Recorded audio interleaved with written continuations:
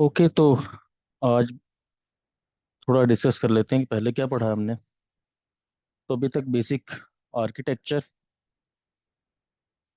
जो है एनसिबल का वो पढ़ा। फिर हमने कोशिश की कि हम कुछ वीएम्स इंस्टॉल करके इसकी लैब बनाएं। लैब बनाने के बाद हमने इन्वेंटरी फाइल को क्यूरी कैसे करना है या उसका मकसद क्या है वो पढ़ा। फिर कॉन्फ़िगरेशन फाइल को देखा। फिर हमने मैनेज्ड और कंट्रोलर नोड के दरमियान जो कम्युनिकेशन होगी ताकि हमारे टास्क कंप्लीट हो सके उसको देखा, और उसमें कुछ पैरामीटर्स को देखा जो असेंशियल पैरामीटर्स हैं। यहाँ तक हमने अभी तक कंप्लीट किया था। फिर मैंने आपको बुक से लास्ट सेशन में ये दिखाया कि बुक में क्या कुछ है और हमने क्या पढ़ा है।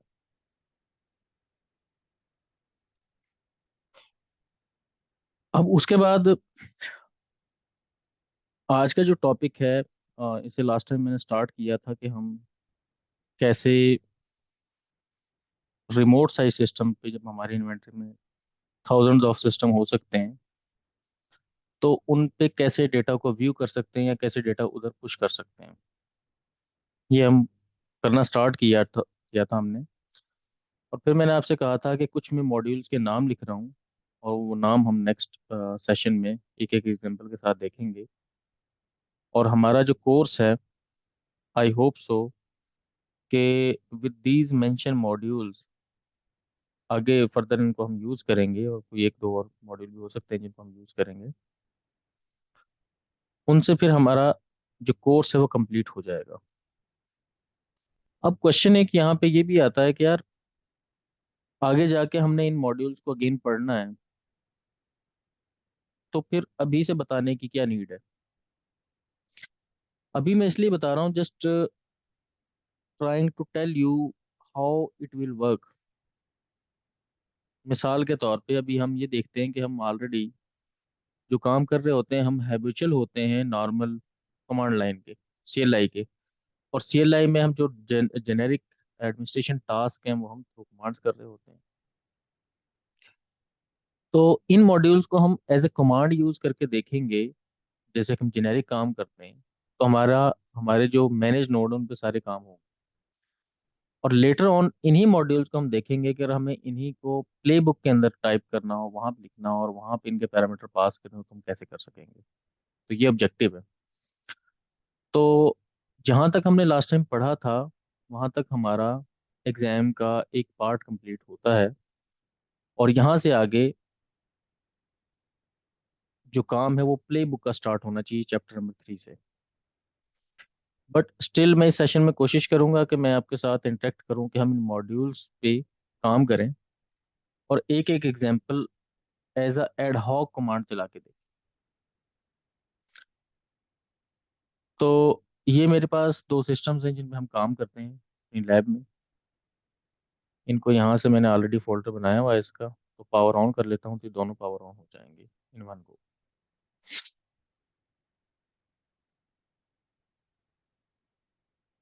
इसको भी हम यहाँ पे कर लेते हैं ताकि हमारे पास इसमें मेन पे आ जाए। ये देखें, मशीन हमारी स्टार्ट हो रही है। तो ये जो मैंने यहाँ पे कुछ डायरेक्टरीज बनाई थी, और हर डायरेक्टरी के अंदर उसके रेलिवेंट मशीन को पुट कर दिया। इसका ये फ़ायदा मुझे यहाँ पे हुआ है कि मैं ये सिलेक्ट करके इस पे ये ऑफ करने हों या सस्पेंड करने हों या ऑन करने हों या ओपन करने हों लेट से, तो यहाँ भी ओपन हो जाते हैं। इसका एक फ़ायदा है। और एक थोड़ा हायरार्की मेंटेन हो जाती है कि मुझे पता चल जाता है कि मेरी इस डायरेक्टरी में क्या है। जैसे मैं अपने लिए खुद प्रैक्टिस करता हूँ, तो ये मैंने कुछ मशीनें बनाई हुई जिन पर मैं काम करता हूँ, और आपके लिए ये बना ली मैंने ताकि हम थ्रू आउट द कोर्स इसी को लेके चलें।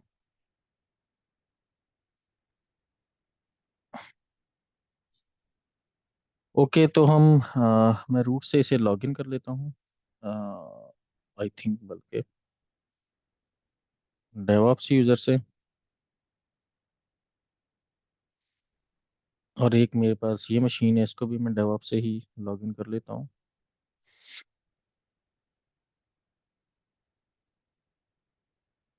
इस यूज़र को फर्स्ट टाइम मैंने लॉगिन किया है, तो ये इसलिए कि ये मुझे कुछ विंडो में कुछ मैसेजेस देगा जिसको मैं अभी नहीं पढ़ना चाह रहा। और मैं इस ऑपरेटिंग सिस्टम पे आके ये देखें हमने उसमें इसके जो बैश आरसी की फाइल थी वहाँ पे ये एक ना टेक्स्ट लिख दिया था। तो ये जब भी मैं टर्मिनल ओपन करता हूँ तो उसमें ये मुझे मैसेज डिस्प्ले हो जाता है।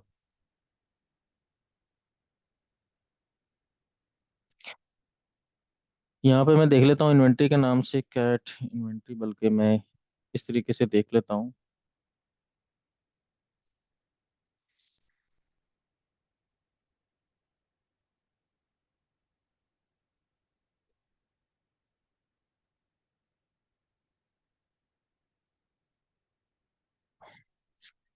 तो ये मुझे बता रहा है कि एक सिस्टम है मेरे पास, एक होस्ट। और अगर मैं यहाँ पे एनसीबल डैश इन्वेंट्री भी लिखूंगा, सीबल डैश इन्वेंट्री सॉरी,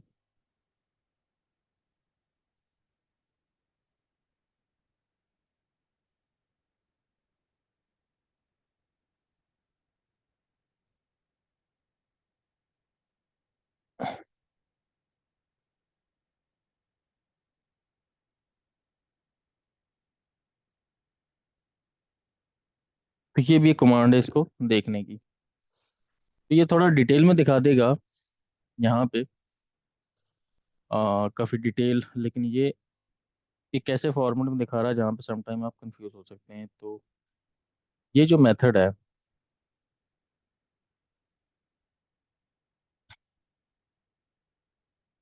कि यहाँ पे आल का मतलब होता है सभी होस्ट जो इन्वेंट्री फाइल में मेंशन है वो दिखा दो। मैं वी आई एम करके इन्वेंट्री की जो फाइल है उसे एडिट करता हूँ, और डेव ऑप्स के नाम से मैंने यहाँ पे एक ग्रुप बनाया हुआ है। इसे मैं क्विट कर देता हूँ।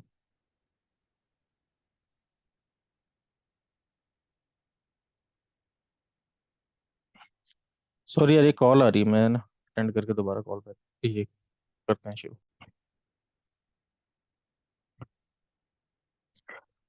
तो यहाँ पे मैंने कुछ मॉड्यूल्स लिस्ट आउट किए हैं, कमांड शेल और राम मॉड्यूल। लास्ट टाइम हमने डिस्कस की भी थे, मैं आपको यहाँ पे एक छोटा सा डिफरेंस बता देता हूँ। जो है कमांड का मॉड्यूल, ये है ओल्ड वर्जन।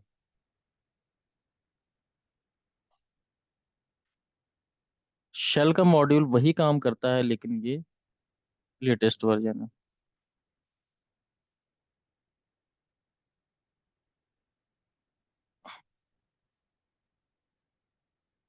रा का मॉड्यूल भी ओल्ड वर्जन है, और ये पाइथन के बहुत पुराना वर्जन भी अगर आपके ओएस पे इंस्टॉल है ना तो ये काम कर लेता है। ठीक है जी। लिमिटेशन क्या है? कमांड का मॉड्यूल रीडायरेक्शंस पे काम नहीं करता। मतलब ये आपने काम करवाना है, या आपने कोई पाइप सिंबल दे के किसी इनपुट को आउटपुट आउटपुट को जो है ना इनपुट में कन्वर्ट करना है, तो ये इन पे काम नहीं करता। इसी तरीके से आपने कोई शेल स्क्रिप्ट एग्जीक्यूट करवाना है तो ये नहीं करेगा। जबकि जो ये शेल का मॉड्यूल है वो सारे काम करेगा जो कमांड का मॉड्यूल नहीं करता। और कोई ऐसी कमांड जो दोनों पे काम नहीं कर रही, due to some library conflict, वो रा का मॉड्यूल चला देता है। तो सबसे पुराना रा का मॉड्यूल है, देन कमांड को। वैसे तो इनको ऐसे लिखना चाहिए यहाँ पे, सबसे पहले हम लिखें रा, उसके बाद कमांड, और उसके बाद शेल।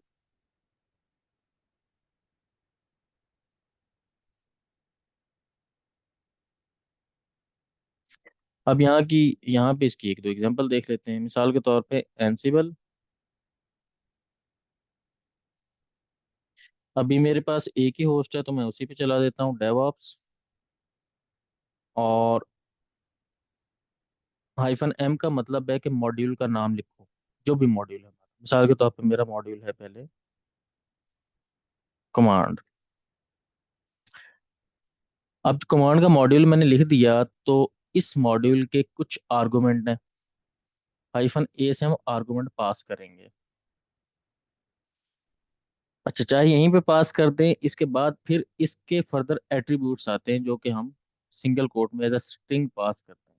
मिसाल के तौर पर मैं चाहता हूँ कि मुझे जो डेवऑप्स का जो मेरे पास ग्रुप है, इस ग्रुप में जो होस्ट अवेलेबल हैं उनमें से, लेट से मैं चाहता हूँ cat/etc में जाओ और होस्ट की फाइल में क्या लिखा हुआ है ये देख, पढ़ के बताओ।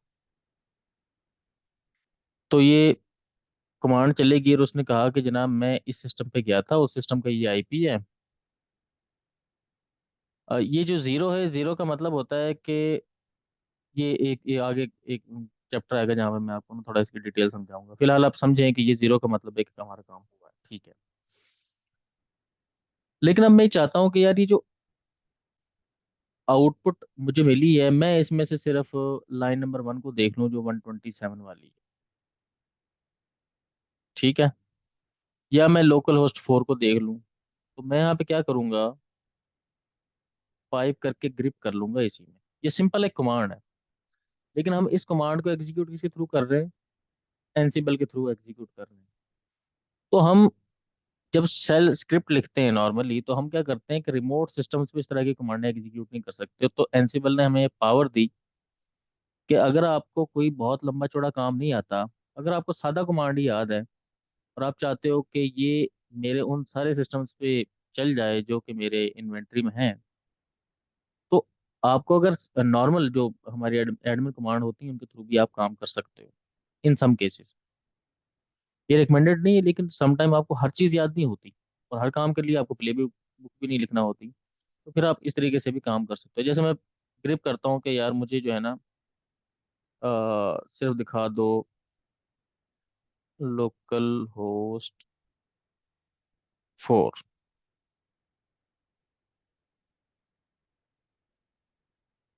वो कहता है नो सच फाइल और डायरेक्टरी। अच्छा, मैं इसमें ये देखें यहाँ पे RC1 आया और आगे लिखा हुआ फेल्ड, कि ये जो इसने काम करने की कोशिश की ये फेल हो गया। तो RC0 का मतलब हुआ कि अगर RC की वैल्यू 0 आ रही है तो इसका मतलब है कि आपकी जो कमांड है वो सक्सेसफुली चली है। 1 का मतलब है कि नहीं चली। किस वजह से नहीं चली, चले हम यहाँ पे डबल कोट लगा के देख लेते हैं। तो अभी भी वो रिजल्ट मुझे RC01 दे रहा है।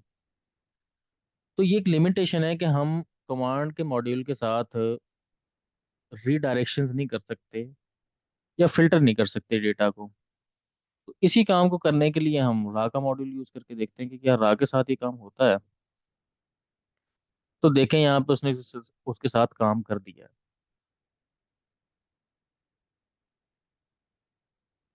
लेकिन यहाँ पे एक एंड पे उसने एक ऑप्शन दिया, शेयर्ड कनेक्शन टू दिस, और आगे क्लोज। जब मैंने यही कमांड कमांड मॉड्यूल के थ्रू चलाई थी या ये मॉड्यूल रन किया था, तो उसने ये ऑप्शन ही था दिया मुझे। लेकिन अगर यहाँ पे कोई स्क्रिप्ट होता, जैसे मिसाल के तौर पे हमने कोई स्क्रिप्ट बना के रखा होता, लेट से /रूट के अंडर हमने कहा होता डेट क्रिएट यूजर्स, कोई स्क्रिप्ट होता जिसके अंदर वो स्क्रिप्ट एग्जीक्यूट होता तो कुछ यूजर क्रिएट हो जाते। लेट्स से कि मैं स्क्रिप्ट चलाता हूँ तो ये नहीं चलता। मैं यहाँ पे SH भी लिख लेता हूँ और डॉट / करके ऐसे लिख देता हूँ कि मैं स्क्रिप्ट चला रहा हूँ लेकिन स्क्रिप्ट नहीं चल रहा।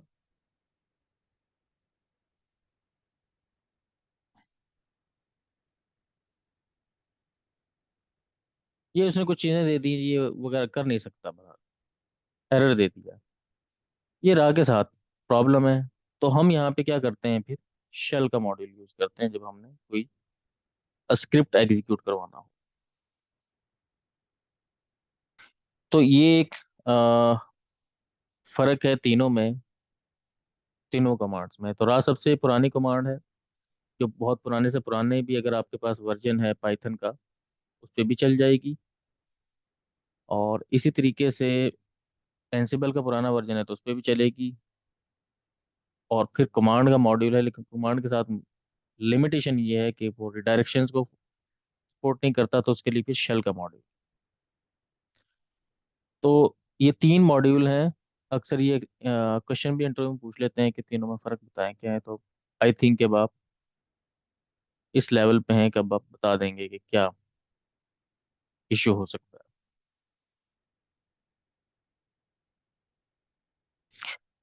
अच्छा, इसी तरीके से एक शेल की एग्जांपल और भी है। मिसाल के तौर पे मैं चाहता हूँ कि यार मुझे ना पता चल जाए कि कोई सॉफ्टवेयर सिस्टम इंस्टॉल्ड है या नहीं। जैसे हाँ बात भाई, वो पिछली कमांड जरा एक मिनट ये वाली, दिखाएंगे? ओके। नहीं, जो जिसमें पाइप आपने यूज किया था। ये वाली। हाँ। हाँ, फिर इसमें अगर मैं रन कर रहा हूँ तो वो पाइप को भी एक सेपरेट देख रहा है। और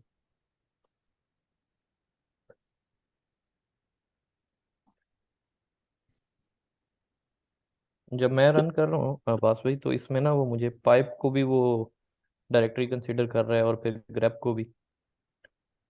किसके साथ कर रहे हैं, कमांड के साथ या शेल के साथ? कमांड के साथ। तो कमांड के साथ नहीं ना चलेगा, एरर देगा आपको। कमांड की ये तो ओके। लिमिटेशन है ना। हम्म। अच्छा, मिसाल के तौर पे आपने देखना हो कि यार मेरे जो डेस्टिनेशन होस्ट हैं उन सब में कुछ सॉफ्टवेयर है खास किस्म का, क्या वो इंस्टॉल्ड है कि नहीं। मिसाल के तौर पे मैं कहता हूँ RPM-QA, और मैं चाहता हूँ कि मुझे बताए ग्रिप करके कि क्या VSFTPD का पैकेज मेरे पास इंस्टॉल्ड है या नहीं है। तो कमांड-A के थ्रू क्या किया उसने, पूरे ऑपरेटिंग सिस्टम में जितने भी पैकेज इंस्टॉल थे सबको क्यूरी कर दिया। हालांकि हमने उसे कहा था कि नहीं मुझे VSFTPD दिखाओ सिर्फ। हम्म। ठीक है। तो सही। बल्कि मैं इसको क्लियर करता हूँ और दोबारा यहाँ से बताता हूँ। अब यहाँ पे अगर मैं शेल का मॉडल दूंगा ना इसे, तो ये मुझे एग्जैक्ट वही रिजल्ट ला के देगा जो मुझे मेरी रिक्वायरमेंट है। सॉरी, यहाँ पे इसको कोट्स में डाल लेते हैं ताकि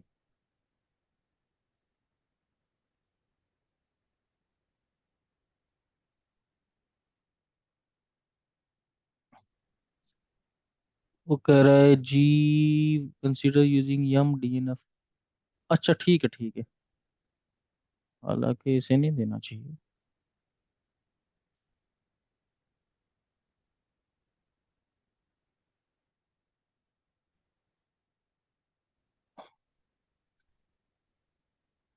वो कैट वाली सही। नहीं नहीं, वो और चीज़ है।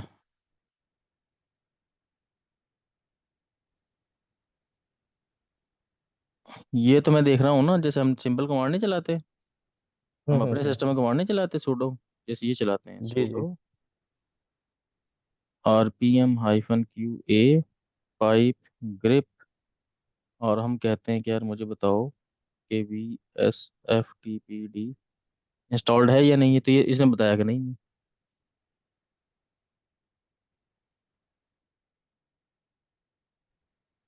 अच्छा, वो कहता है जी हम्म। Consider using MDN on a zipper module rather than the running RPM, you can use the command yum DNF or zipper is insufficient, you can add warn false। अच्छा, वो कह रहा है जी आप अगर इसको चलाना चाहते हैं तो फिर इसको हम देखेंगे बाद में। हम्म। कमांड COMMAND कमांड में,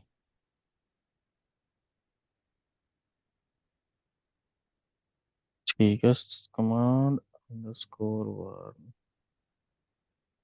वार्निंग्स।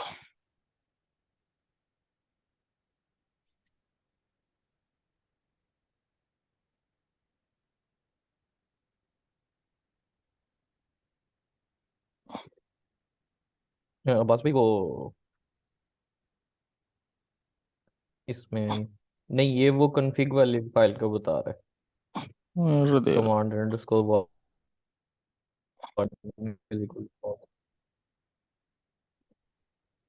VIM अगर आपको वो कह रहे हैं इस एलिजिबल। कमांड में चाहिए तो वॉन को फॉल्स है। खैर चले जो भी है, अभी मैं जाना नहीं हम्म, चाह रहा। तो लुबे लुबाब ये है कि ये यहाँ पे वार्निंग दे रहा है, लेकिन उसे एग्जीक्यूट नहीं कर पा रहा। तो हम ये शेल की कमांड के थ्रू, अच्छा इसको मैं इसके थ्रू करके देखता हूँ एक और चीज़। यहाँ पर आका मॉड्यूल यूज़ करते हैं, यहाँ पे भी नहीं दे रहा। और अगर मैं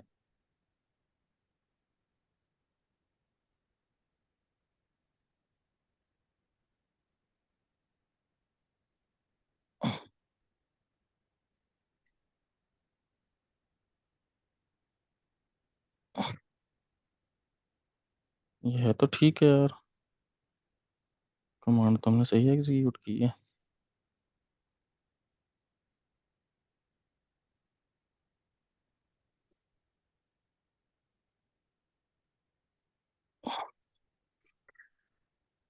ओके, तो हम क्या करते हैं, यहाँ पे ना एक और है पैरामीटर, जिसमें हम ये बताते हैं कि जब तुम इस कमांड को एग्जीक्यूट करो, लेकिन वो आगे इंस्टॉलेशन का टाइम पे आएगा, वो देखेंगे तब। फिलहाल तो ये बनता नहीं है। उसमें ये होता है ना कि अगर आपने, आपके पास जैसे तीन हैं, आपके पास एक पैकेज इंस्टॉलर APT है, आपके पास एक लेट से यम है, एक DNF है, तो आप बताते हो कि ये जो सॉफ्टवेयर मैं इंस्टॉल करना चाह रहा हूँ किस इंस्टॉलर के थ्रू करना चाह रहा हूँ।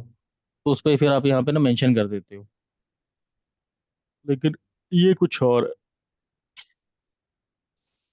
अच्छा, हम यहाँ पे एक और चीज़ कर लेते हैं। मैं यहाँ पे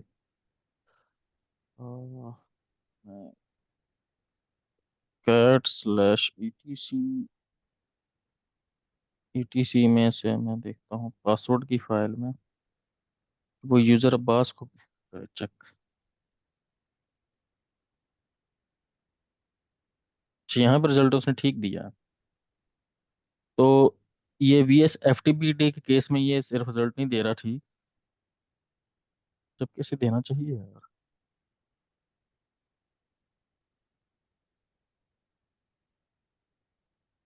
एक पैरामीटर है, एक मिनट अभी देख लेते हैं।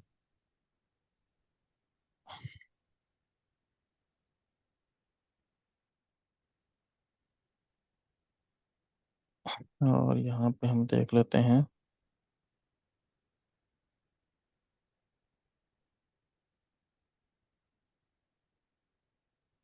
RPM का है नहीं तो यम करके देखें जी। और ओके, इसमें भी Q Q Q Q Q,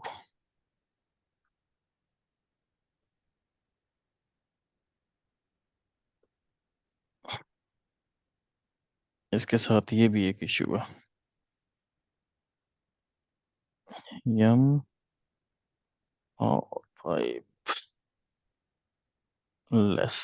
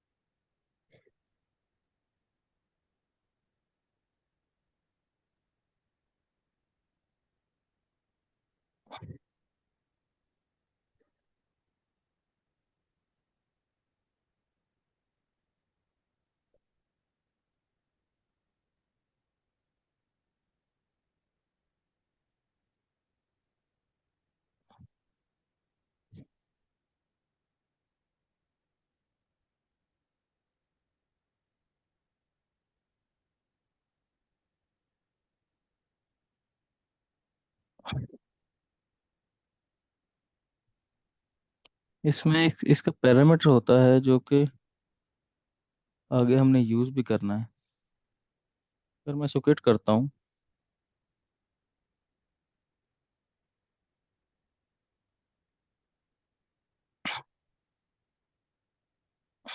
यम लिस्ट करते हैं, लिस्ट।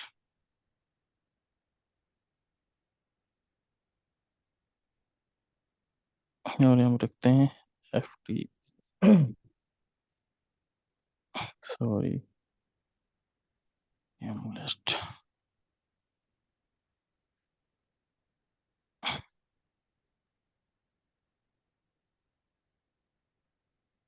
ओके। और अगर मैं कमांड के थ्रू देखूं,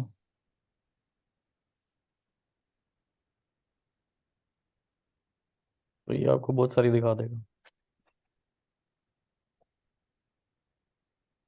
हम्म, ओके खैर, हमें एक बेसिक डिफरेंस पता चल गया है। फर्दर इसको ना आगे जब प्ले बुक हम्म। में देखेंगे तो मैं इससे आपको बताऊंगा और क्या एग्जांपल इसकी हो ठीक है। सकती है। तो सही। कॉन्सेप्ट आपको समझ आ गया कि अगर आप शेल का मॉड्यूल यूज़ करेंगे तो आप इसके साथ कुछ और चीज़ें भी यूज़ कर सकते हैं। दूसरा ठीक। जो मॉड्यूल है इसके साथ जिस पे हमने काम करना है, वो मॉड्यूल है यूज़र का। अच्छा, अगर आपने देखना हो कि किसी मॉड्यूल के साथ क्या क्या ऑप्शंस हैं जो आप यूज़ कर सकते हो, तो उसका सिंपली हल ये है कि आप एनसिबल लिखेंगे, डैश डॉक, और आगे मॉड्यूल का नाम लिख देंगे। या आप क्या कर सकते हैं, लिस्ट कर सकते हैं। लिस्ट में तो सारा कुछ ही आ जाएगा, और फिर इसको ग्रुप कर सकते हैं बाद में, कि आप लिस्ट करके देख लो कि क्या क्या चीज़ें हैं। तो मुझे याद है कि एक यूज़र का मॉड्यूल होता है, तो मैं सिर्फ यूज़र लिख लूंगा। तो इससे क्या होगा कि यूज़र में जैसे हमारे पास नॉर्मली होता है ना कि हमारे पास मैनुअल्स खुल जाते हैं, ये सम सॉर्ट ऑफ मैनुअल है। यहाँ पे आए तो वो बता रहा है जी, आप हाइफन क्रिएट होम का भी एक ऑप्शन यूज कर सकते हैं। ये बहुत सारे ऑप्शंस हैं, और सबसे एंड पे इसने ना एग्जांपल दी होती है इसकी। तो हमारा जो काम है नॉर्मली एग्जांपल्स के साथ हो जाता है। तो मैं एंड पे आता हूँ, और यहाँ पे देखें उसने एग्जांपल दी हुई। अच्छा, ये जो एग्जांपल्स है ना, ये एग्जांपल हैं प्ले बुक के फॉर्मेट के लिए। तो मॉड्यूल में और प्ले बुक को जब लिखते हैं आप, तो प्ले बुक को लिखने का एक स्पेसिफिक सिंटेक्स होता है जो हम आगे डिस्कस करेंगे। तो प्ले बुक के लिए जो भी एग्जांपल उसने दी है, नेम तो आपके वही रहे, यानी कि जो उसके एट्रीब्यूट्स हैं, जो पैरामीटर्स हैं, वो वही रहेंगे। बस आपने जैसे यूजर लिखा है ना इसने, तो वो कहता है कि यूजर का जो मॉड्यूल है उसमें क्या क्या आ सकता है, नेम आ सकता है, कमेंट आ सकता है, यू आईडी आ सकता है, ग्रुप आईडी आ सकता है, इसी तरीके से पेंड आ सकता है, ग्रुप्स आ सकता है, शेल आ सकता है, फिर स्टेट आ सकती है। ये चीजें हैं। तो इसका जो बेसिक सबसे पैरामीटर है ना पहला, यहाँ पे साथ साथ चला भी लेते हैं इसे। तो एनसिबल, यहाँ पे मैं सभी पे चला लूंगा, या डेवऑप्स पे चला लेते हैं। एनसिबल डीवी ओपीएस डेवऑप्स, इस पे हाइफन एम से मैं मॉड्यूल कॉल करूंगा यूजर का, और हाइफन ए से इसके पैरामीटर कॉल करूंगा।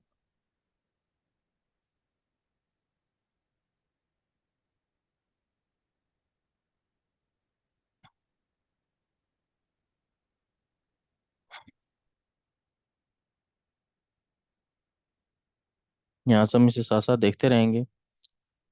और यहाँ पे सिंगल कोट जो है ना, उसके अंदर हम क्या करेंगे, अब इसके एट्रीब्यूट्स पास करना शुरू करेंगे। तो सबसे पहले वो कह रहा है नेम। अब वहां पे कौन लगाया, तो हम यहाँ पे इक्वल टू लगाएंगे। नेम में जो भी आपने यूजर का नेम लिखना है वो आप यहाँ पे नेम दे सकते हैं। मिसाल के तौर पे मैं कहता हूँ ABCD, एक यूजर क्रिएट करना है, या हम कहते हैं कि एक यूजर लेट से सलमान क्रिएट। फिर जो दूसरा पैरामीटर है वो कहता है कमेंट। कमेंट का मतलब होता है जो हम डिस्प्ले नेम नहीं देते थे पहले, डिस्क्रिप्शन जो होती है। या हम कहते हैं कि यार नेम तो लेट से मैंने ABC रख दिया, लेकिन जब सिस्टम में लॉगिन करे तो डिस्प्ले में ये नाम आया करे, तो लेट से मैंने कहा था सलमान अली रख दिया इसका नाम। फिर एक और पैरामीटर ये देख रहा है कि यार इसका जो UID है आज की डेट में, मैं डिफाइन कर लेता हूँ कि इसका UID क्या होगा। लेकिन अगर आप ये कुछ भी ना दें, तो इसके एक तीसरा पैरामीटर है, बल्कि आप ये भी ना दें, कमेंट भी ना दें, सिर्फ नेम दें। और एक और इसका पैरामीटर है जो कि है स्टेट का। स्टेट इज इक्वल टू, अगर आप प्रेजेंट लिखेंगे तो इसका मतलब है कि ये क्रिएट हो जाए। अब सेंट लिखेंगे तो फिर इसका मतलब ये है कि ये डिलीट हो जाए। तो मैं प्रेजेंट लिखता हूँ सिर्फ। ये नॉर्मल जब हम कमांड चलाते हैं ना, यूजर ऐड, लेट से मैं यहाँ पे लिख देता हूँ सलमान, ये यही कमांड चलेगी थ्रू एनसीबल, जिसमें उन्होंने नेम बता दिया, स्टेट बता दी, प्रेजेंट। अच्छा, अगर आप ये स्टेट भी ना बताते तो बाय डिफॉल्ट ये प्रेजेंट होता है। मैं ये एंटर करता हूँ और देखते हैं कि क्या हमारा यूजर क्रिएट होता है। तो देखें चेंज, लेकिन चेंज में इस दफा क्या कर लिया उसने, करली ब्रेस स्टार्ट कर ली है। और फिर यहाँ पे एनसिबल अंडरस्कोर फैक्ट्स के नाम से एक वेरिएबल कॉल हुई है। और फिर इसने फर्दर जो है ना करली ब्रेस स्टार्ट की है, यानी कि variable with in the variable. और फिर उसने यहाँ पे कुछ ऑप्शंस दे दिए, चेंज, ट्रू, कमेंट में कुछ नहीं दिया हुआ। ये सारे वो पैरामीटर्स हैं जो हम इसे दे सकते थे। मिसाल के तौर पर हमने यूआईडी देना था, लेकिन यहाँ पे हमने यूआईडी नहीं दिया। ठीक है, इसलिए उसने फॉल्स कर दिया कि हमने कोई नहीं बताया उसे। अच्छा, वो उसने ये बता दिया कि मैंने दिया है। उसके बाद सिस्टम वो कह रहा है जी कि यार सिस्टम यूजर है, तो उसने फॉल्स पैरामीटर दिया कि सिस्टम यूजर नहीं है। फिर वो शेल बता रहा है यहाँ पे बना है, स्टेट इसकी प्रेजेंट थी, नेम इसका ये था, इसकी होम डायरेक्टरी यहाँ पे बनी है, ग्रुप इसको ये वाला मिला है, और क्रिएट होम शुरू का मतलब है कि इसका होम डायरेक्टरी क्रिएट हुई है, कमेंट हमने कुछ नहीं दिया। तो आगे एक चैप्टर आएगा जिसके अंदर हम ये सारा कुछ पढ़ेंगे, और हम इनको एज ए वेरिएबल आउटपुट लेके कहीं पे इनपुट करवा देंगे, इसके बेस पर डिसीजन भी कर सकते हैं। अब हम जाके देखते हैं कि क्या इस नाम से कोई यूजर क्रिएट हुआ भी है सिस्टम में कि नहीं हुआ। तो अगेन हमारे पास जो पहले से हम कर रहे हैं, यहाँ पे एनसिबल -m, और हम यहाँ पे शेल -a, और यहाँ पे हम देख लेते हैं cat/etc में हमारा पासवर्ड की फाइल है जहाँ पे यूज़र पड़े होते हैं। यहाँ पे देखते हैं ग्रिप और सलमान, यही यूज़र क्रिएट किया हमने सलमान के नाम से। cat/etc, सॉरी मैंने यहाँ पे नहीं बताया कि ये कहाँ से चेक करे जाके। तो डेव आपसे चेक करेगा, तो ये अब चेक कर देगा, हमें बता देगा कि ये बिल्कुल यूज़र क्रिएट हो गया होगा। अब इसके साथ एडवांस चीज़ें हैं। मिसाल के तौर पर मैं चाहता हूँ कि मैं इस यूज़र को मॉडिफाई करूँ, मॉडिफाई भी कर सकते हैं हम, लेकिन मैं चाहता हूँ कि इस यूज़र को फिलहाल मैं कर देता हूँ डिलीट। सॉरी, इसको क्लियर कर लें ताकि आपको नज़र आता रहे।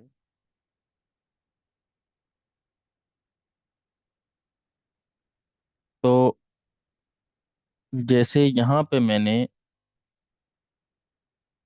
अब स्टेट की जगह पे मैं क्या कर दूंगा, absent, तो ये यूज़र हो जाएगा डिलीट। लेकिन यहाँ पे एक प्रॉब्लम है। प्रॉब्लम ये है कि यार यूज़र तो डिलीट हो जाएगा, लेकिन इन सम केसेस क्या होता है कि यूज़र की जो होम डायरेक्टरी वो रहती है अवेलेबल। मैं चाहता हूँ कि इसकी यूज़र डायरेक्टरी, जो होम की डायरेक्टरी है ना यूज़र की, वो भी डिलीट हो जाए।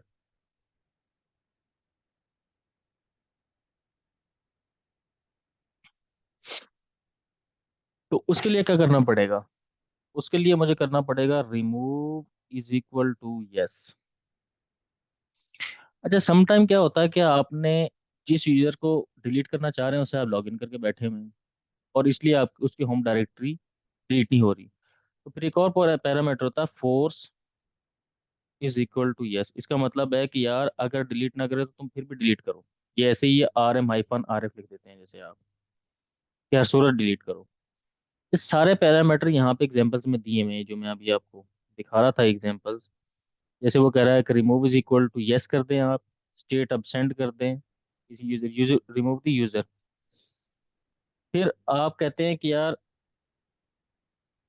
क्रिएट ये एक SSH की फॉर दिस यूजर, उसने आपने एक इसके लिए ना RSA, उसकी RSA की भी और उसके लिए यूज अभी क्रिएट करनी है साथ ही, तो आप ये भी कर सकते हो। तो कहने का मतलब ये है कि आपके पास बहुत वेज हैं इसको क्रिएट करने के। अच्छा, इसी तरीके से यहाँ पे ये वैल्यूज बता रहा है, उसके बाद यहाँ पे कहीं होगा, जैसे आप चाहते हो कि ये यूजर इस ग्रुप का मेंबर बन जाए यहाँ पे। अच्छा, हम इसको फिलहाल डिलीट कर देते हैं। तो ये देखें कि यूजर वहां से डिलीट हो गया है। अभी इस सिस्टम में हम ये दोबारा कमांड चला लेते हैं यहीं पे। ये देखें, इसने पहले चेक करके देखा था कि ये है कि नहीं यूजर। तो अब हम देखते हैं कि क्या यूजर एग्जिस्ट करता है, तो वो कहता है कि नहीं है जी।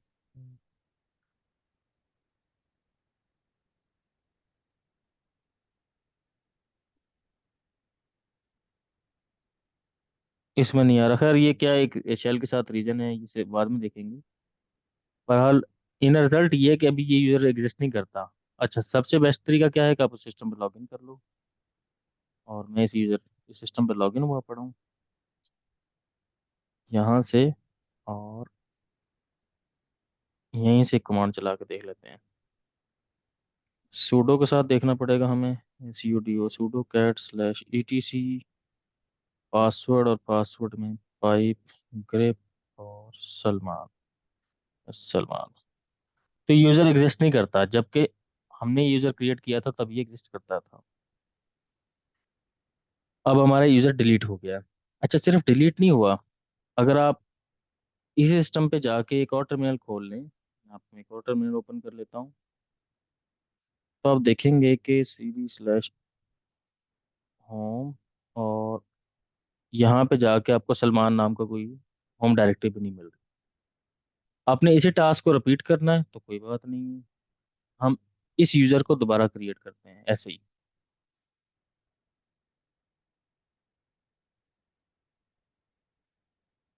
ये यूजर क्रिएट होगा। यूजर क्रिएट हुआ। यहाँ पे देखते हैं कि क्या कोई डायरेक्टरी नहीं आई है, तो देखें यहाँ पे सलमान नाम की डायरेक्टरी आ गई हो गई। इसी तरीके से हम इस पे चला के दोबारा देखते हैं कि क्या यूजर आ गया, तो करेंट यूजर बिल्कुल 1002 इसकी आईडी आ गया, यूजर क्रिएट हो गया। द थिंग इज दैट के साथ साथ हम वेरीफाई भी करते जा रहे हैं कि जो हम टास्क कर रहे हैं क्या वो उसका रिजल्ट हमें वैसे ही मिल रहा है। और अब जिस तरह से मैं कह रहा था कि remove is equal to yes और force is equal to yes, कि यार डायरेक्टरी हर सूरत आपने डिलीट करनी है, चाहे उसमें कोई लॉगिन होकर बैठा है, इवन देन डिलीट करो। तो अब हम देखेंगे कि यहाँ पे हमें कोई रिजल्ट नहीं मिलता, हमारा काम हो चुका है। अच्छा, फिर सम टाइम आप यूजर क्रिएट करते हैं, लेकिन यूजर क्रिएट करते हुए ही जैसे हमने यहाँ पे देखा कि अगर आपने यहाँ पे कहीं बता दिया कि किस किस ग्रुप का मेंबर बनेगा, मिसाल के तौर पे मैं चाहता हूँ state is equal to present रहे इसकी, और groups GROUPS groups is equal Nawaz to भाई मैं। आपकी आवाज क्लियर नहीं आ रही। ओके, तो मैं कहता हूँ कि यार जो मेरे ग्रुप हैं, मिसाल के तौर पे ये यूजर व्हील ग्रुप का मेंबर बन जाए। ठीक है जी। और इसी तरीके से मिसाल के तौर पे ये यूजर जो है, ये एक और ग्रुप होता है इसके अंदर। मिसाल के तौर पे डेवऑप्स, जब डेवऑप्स का यूजर क्रिएट किया तो ये उसका ग्रुप भी क्रिएट हुआ था, तो मैं चाहता हूँ कि ये उसके साथ भी उसका भी मेंबर बन जाए। तो एंटर करेंगे। Sorry, user has extra parameters. Salman state present groups is equal to, sorry, वो मैंने एक स्पेस डाल दी थी एडिशनल, तो उसके साथ हो गया रहा। देखिए यहाँ पे ग्रुप्स का उसने नाम बता भी दिया है। और अभी मैं यहाँ पे जाके ये देखें, ये यूजर क्रिएट हुआ, और हम यहाँ पे आईडी सलमान करके देखते हैं, तो देखें उसने ग्रुप्स में व्हील ग्रुप को भी ऐड कर दिया, डेवऑप्स को भी ऐड कर दिया। तो अब हमने अगर इसको रिमूव करना है तो हम क्या करेंगे, जस्ट वापस आए और स्टेट इज इक्वल टू अब सेंड कर दें, और एक और लगा देंगे जी, remove is equal to yes. तो इस तरीके से क्या होगा कि इसकी होम डायरेक्टरी भी डिलीट हो जाएगी, यूजर। ये एक मॉड्यूल था यूजर का, जो हमने देखा, जिस पे काम करके चेक किया। अब हमारे पास और भी मॉड्यूल है। मैं इस रिकॉर्डिंग को यहाँ पे स्टॉप करता हूँ।